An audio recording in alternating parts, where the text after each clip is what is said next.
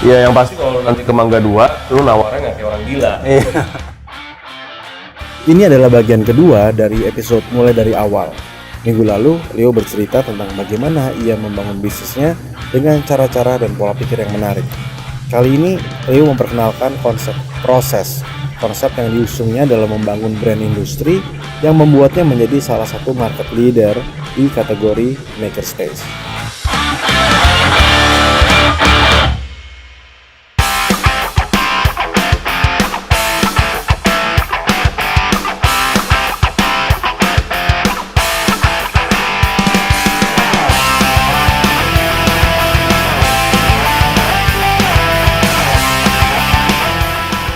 Leo tuh selalu berusaha untuk menantang setiap orang yang ada di dalam organisasinya untuk juga ambil bagian dalam proses mengejar visi itu sendiri. Dan ini yang kemudian menjadi sangat berbeda antara seorang pengusaha dengan seorang pedagang. Pedagang hanya hidup berbasis margin, sementara pengusaha benar-benar tuh dikejar impiannya, prosesnya satu demi satu, dan semua yang ada di dalam perusahaannya itu diikut sertakan untuk mencapai impian itu.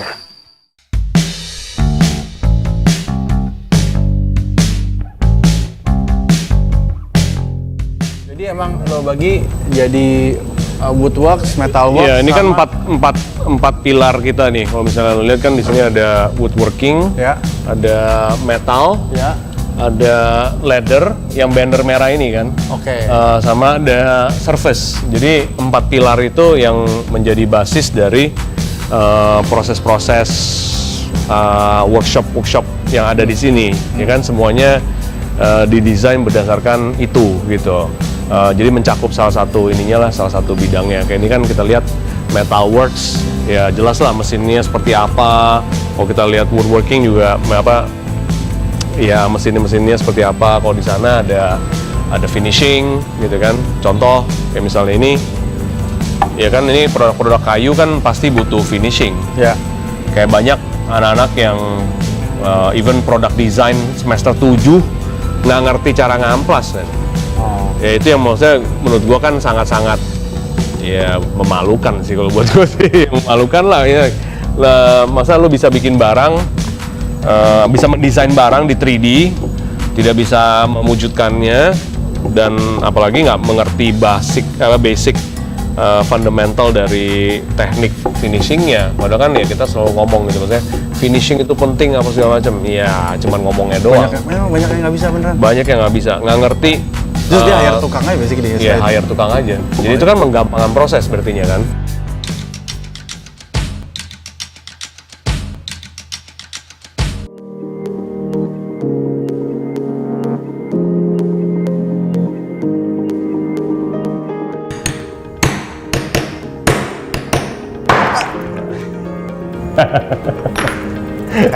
Nggak apa-apa. Justru itu kayak misalnya contoh ya, gue selalu ya bukan aku takutin orang, tapi misalnya contoh nih, lu pernah kepotong nggak tangan lu? Ya jangan sampai kepotong fatal ya, tapi ini kan proses. Kalau lu pernah tangannya kepotong, mungkin nggak lu lakuin lagi? Nggak. Ya, at least lu lebih berhati-hati dong. Iya. Ya mungkin nggak lu melakukan misalnya tadi tadi gue perhatiin tuh jarak lu udah salah karena lu nggak mengikuti ini kan. Ya mestinya nanti lu belajar dong bahwa berikutnya lu harus misalnya ini ya, nah sekali ini juga biar lebih efisien gitu kan, belajar ngetoknya biar lebih efisien gimana. Ini kan latihan kan juga proses kan. Gimana caranya lu bisa tidak menguasai atau mengetahui ini, dan lu mau punya bisnis gitu, how can you do that gitu ya, nggak bisa lah. Lu nyuruh orang di Jogja gitu suruh ngejahit dan segala macem, ya tapi ntar dia bilang, wah mas ini benangnya mesti pakai yang mahal, ini kulitnya harus import, tapi padahal di Garut ada. Benangnya ternyata murah, ya dan ya barang lu jadi mahal dong. Barang lu nggak efisien, bukan mahal, nggak efisien gitu. Karena barang biar bagaimanapun namanya produksi ya harus seefisien mungkin.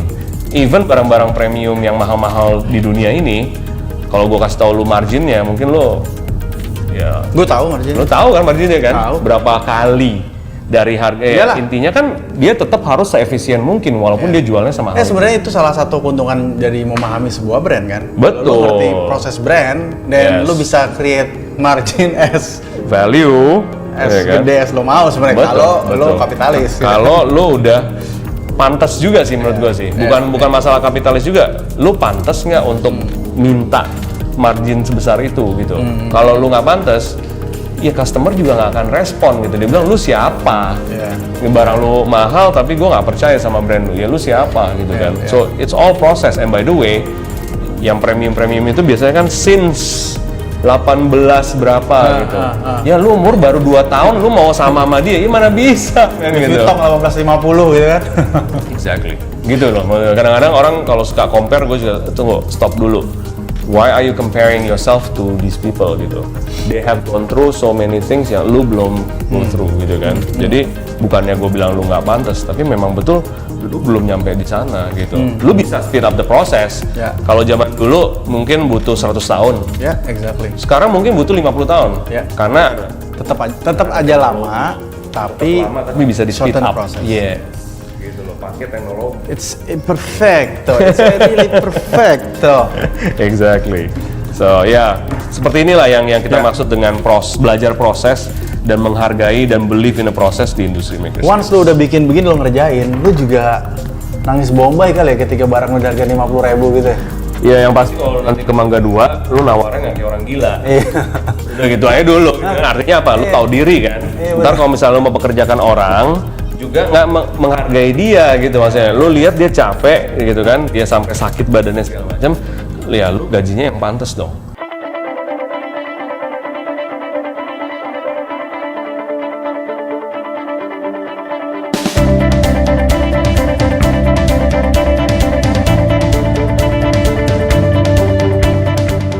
Jadi orang-orang kayak Leo itu, mereka nggak cuma ngomong aja dalam menjalankan brandnya. Bener-bener brand visionnya itu dicoba, diproses, juga sama orang-orang dan karyawan-karyawan di dalamnya. Dan kalau satu jalan ini nggak pas, nggak cocok, dia muter cari jalan lain. Jadi bukan masalah kalau kita harus kesana kesini, selama brand visionnya itu dituju, harusnya dia bisa sampai. Mudah-mudahan kita juga bisa seperti itu. Membangun brand lewat berbagai macam cara, yang kalau tidak sampai ke sana, kita bisa coba lewat jalan yang lain.